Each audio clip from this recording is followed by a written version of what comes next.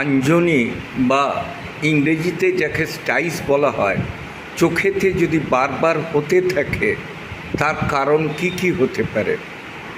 এক, যদি আপনি চর্বি জাতীয় খাবার বেশি খেতে থাকেন। দুই, যদি আপনার চোখের পাওয়ারের তারতম্য ঘটে থাকে।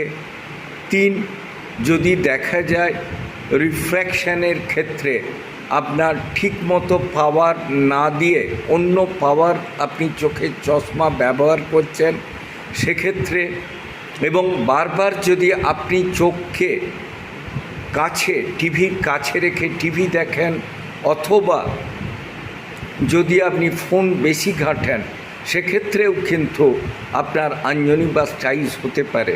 হোমিওপ্যাথি ওষুধ স্ট্যাফিস এগ্রিয়া, ক্যালকেরিয়া কার, বেলেডোনা ভালো কাজ দেয়।